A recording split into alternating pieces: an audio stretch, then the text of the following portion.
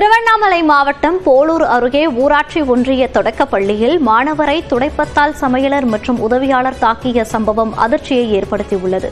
இதுகுறித்த கூடுதல் தகவல்களை நமது செய்தியாளர் மோகன் வழங்க கேட்கலாம். மோகன், என்ன நடந்தது? விவரங்களை பதிவு பண்ணலாம். மோனிஷா, திருவண்ணாமலை மாவட்டம் போலூர் அடுத்த செங்குணம் கொல்லைமேடு பகுதியில் போலூர் ஊராட்சி ஒன்றியம் சார்பில் தமிழக அரசின் ஊராட்சி ஒன்றிய துவக்கப்பள்ளி இயங்கி வருகிறது. இந்த பள்ளியில் 44 மாணவ மாணவிகள் பயின்று வருகின்றனர். இந்த பள்ளியில் தலைமை ஆசிரியர் உட்பட 2 ஆசிரியர்கள் பணிபுரிந்து வருகின்றனர். இந்த பள்ளியில் மாணவருக்கென சத்துணவுக்கூடம் அமைக்கப்பட்டு தமிழக அரசால் வழங்கப்படும் அனைத்து சத்துணவுகளும் வழங்கப்பட்டு வருகிறது என்பது குறிப்பிடத்தக்கது.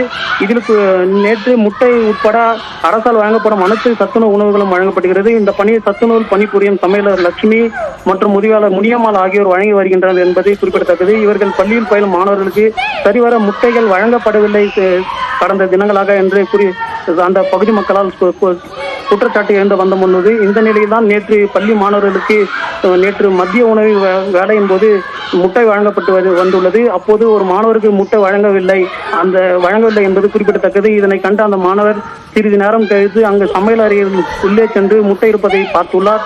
பிறகு பார்த்துவிட்டு அந்த சமையலரிடம் கேட்டபோது முட்டையை வைத்துக் கொண்டு ஏன் எனக்கு முட்டை வழங்கவில்லை என்று அந்த சமையலரிடம் கேட்டுள்ளார். அதற்கு அதிர்ச்சி அடைந்த அந்த சமையலர் மற்றும் முதுகலை இருவரும் செய்து எங்களையே கேள்வி கேட்கிறாயா என்று கூறிவிட்டு பள்ளியை சுத்தம் செய்யும் அந்த துடப்பத்தால் மாணவரை துடப்பக்கட்டையால் அடிக்கும் வீடியோ தற்போது சமூக வலைதளங்களில் வைரலாக வருகிறது.